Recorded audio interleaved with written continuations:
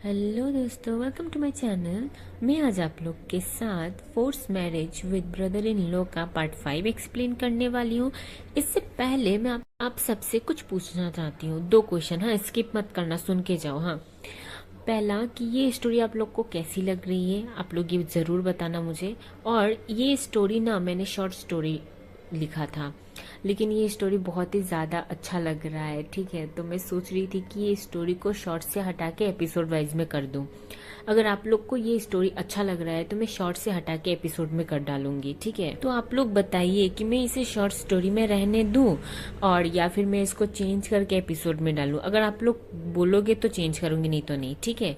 और अभी स्टोरी को एक्सप्लेन करना शुरू करते हैं। जब जोंगकुक घर आता है तो देखता है कि किसी ने अभी तक डिनर नहीं किया है, क्योंकि वो लोग जोंगकुक का वेट कर रहे थे। तो जे के जिन के पास जाता है और उसे बार बार सॉरी कहता है। तो जिन कहती है, इट्स ओके, तुम फ्रेश होके आ जाओ, फिर हम साथ में खाना खाते हैं, मैं खाना लगाती हूँ। जब कुक अपने रूम में आता है तो देखता है कि वी विंडो के पास खड़ा होकर ड्रिंक कर रहा है। कुक कहता है, तेहोंग, तुम ड्रिंक क्यों कर रहे हो, क्या तुमने खाना खा लिया? तो त्योंग कुछ भी नहीं कहता और सिर्फ करता है। पर तुम ड्रिंक क्यों कर रहे हो? पर त्योंग कुक का बात का कोई भी रिप्लाई नहीं करता है और अपने बेड में आकर सो जाता है। कुक को लगता है शायद कुछ ऑफिस में प्रॉब्लम होगी और वी कंफर्टेबल नहीं है उससे कहने के लिए, इसीलिए वो ऐसा कर रहा होगा। इसीलिए कुक ज़्यादा बातें ना करते हुए फ्रेश होने के लिए चला जाता है, क्योंकि नीचे सब उसका खाने के टेबल पर वेट कर रहे होते हैं।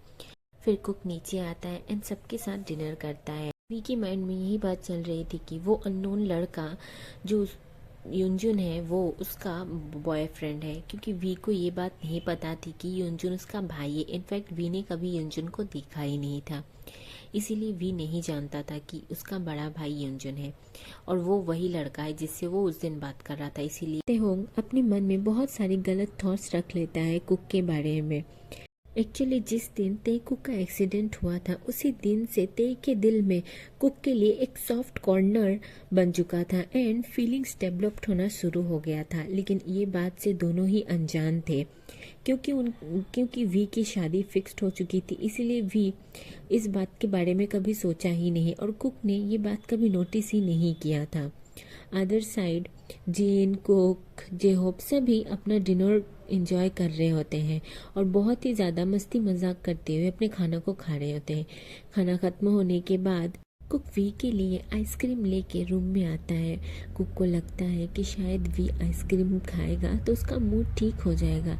जब कुक ते को आइसक्रीम देता है तो ते आइसक्रीम लेने से मना कर देता है एंड कुक से कहता है कि उसे अकेला छोड़ दे थोड़ा टाइम। फिर कुक बाहर आ जाता है रूम के बाहर आता देख जेहोब उसे देख लेता है एंड पूछता है, कुक क्या हुआ, तुम कहाँ जा रहे हो इस वक्त? तो कुक कहता है, नहीं कहीं नहीं, मैं बस ऐसे ही लिविंग रूम में थोड़ा टाइम बैठना चाहता था। तो जेहोब कहता है, ओके फाइन, फिर चलो मेरे साथ। तो कुक पूछता है, कहाँ? टेरिस में, वहाँ पे बहुत ही अच्छी हवा आती है, बहुत ही अच्छा व्यू है, चलो मेरे साथ। फिर कुक और जेहोब दोनों टेरिस पे चले जाते हैं एंड वहाँ की व्यूज़ को बहुत ज़्यादा एंजॉय करते हैं। कुक जेहोब को ह्यूंग बोलता था, इसीलिए वो लोग ब्रदर्स के जैसे रहते थे। कुक और जेहोब दोनों ही व्यूज़ को बहुत ज़्यादा एंजॉय करते हैं एंड बहुत सारी बातें करते हैं। काफ़ी टाइम हो चुका था कुक को छत पे आए हुए। तो कुक कहता है, ह्यूंग बहुत लेट हो चुका है, अब मुझे रूम में जाना चाहिए। पता नहीं ते क्या कर रहा होगा, उसने खाना भी नहीं खाया आज। तो जेहोब कहता है, डोंट वरी, वो शायद बाहर से कुछ खा के आया होगा इसलिए खाना नहीं खाया, तुम जाके रेस्ट करो, ठीक है। एंड उसके बाद कुक रूम में आता है तो देखता है कि वी पीसफुली सो रहा है, क्योंकि वी ने बहुत ज़्यादा ड्रिंक कर लिया था। फिर कुक ते के पास आता है एंड ते के सिर पे हाथ रखकर उसे सहलाते हुए कहता है, तुम सोते हुए बहुत ही ज़्यादा ब्यूटीफुल लगते हो, काश मैं तुम्हें अपनी दिल की बात कह पाता। फिर कुक वी के साइड पे जाके सो जाता है।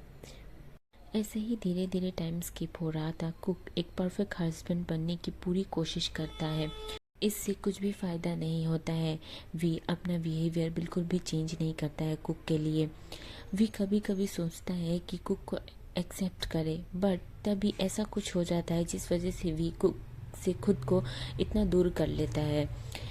लाइक कभी अंजुन का कॉल आ जाना, उसे घर ड्रॉप करना एंड फिर कॉलेज के बाहर उससे मिलना, डिनर पे जाना, ये सब चीज़ भी बहुत ही ज़्यादा नोटिस करता है।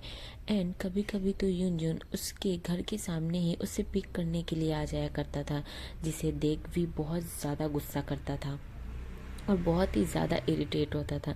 वे ये बात कुक से कह नहीं पा रहा था, इसीलिए अपने मन ही मन वो बहुत ही ज़्यादा फ्रस्ट्रेटेड हो जाता है। एंड धीरे धीरे वो बहुत ज़्यादा ड्रिंक करना शुरू कर देता है, क्योंकि वो कुक को किसी और के साथ बर्दाश्त नहीं कर पा रहा था और वो अपनी फीलिंग्स को खुद समझ भी नहीं पा रहा था कि आखिर वो ऐसा कर क्यों रहा है, जिस वजह से वो ड्रिंक करने लगता है। भी हमेशा कुक से दूरियां बनाए रखता था, भी बहुत ज़्यादा काम में बिजी रहने लगता है और इन विच उसके डैड ऑफिस भी नहीं जा रहे थे, इसीलिए वी पर बहुत ज़्यादा प्रेशर था, इसीलिए वो कुक से ज़्यादा बातें भी नहीं करता था। घर आने के बाद वो ज़्यादातर ड्रिंक ही करता था। कुक को ये बात बिल्कुल भी अच्छा नहीं लगता था, तो वो एक दिन ते को कहता है, तेयोंग एक बात कहना है, बुरा मत मानना, तुम हमेशा रात को इतनी ज़्यादा ड्रिंक क्यों करते हो, इतना तक कि तुम्हें होश भी नहीं रहता है कि तुम क्या कर रहे हो।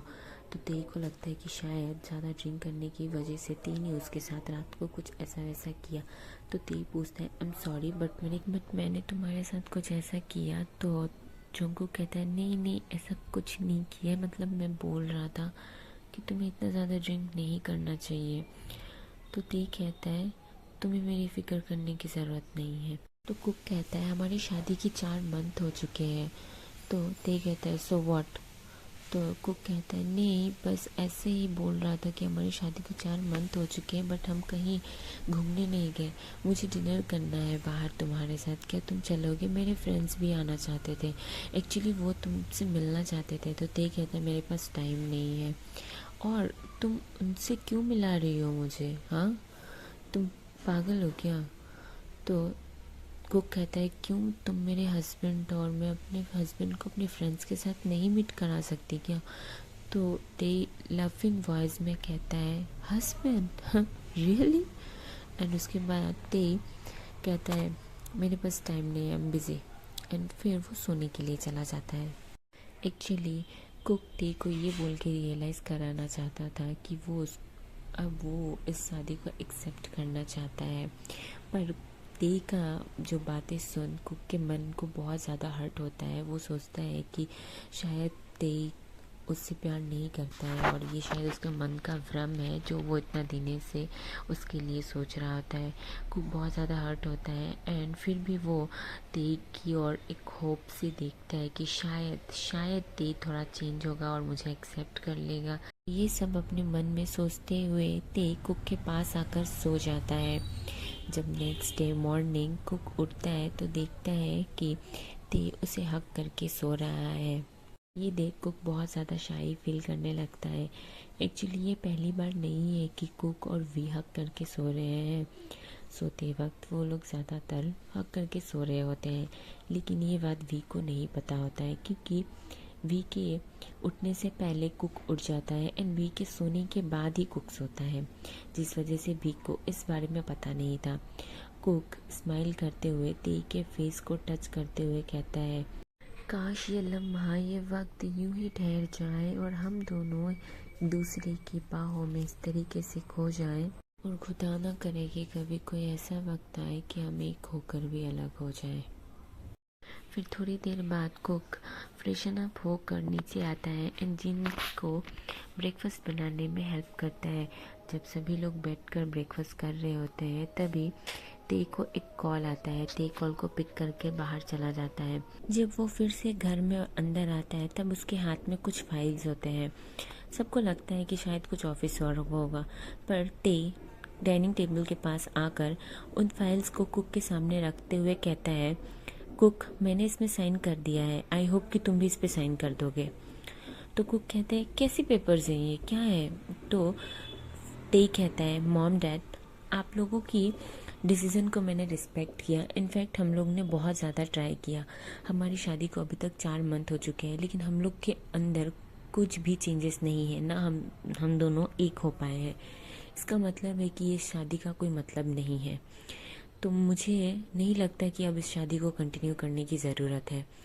इसीलिए मैंने ये डिवोर्स पेपर मंगवाया है और मैंने इसमें साइन भी कर दिया है।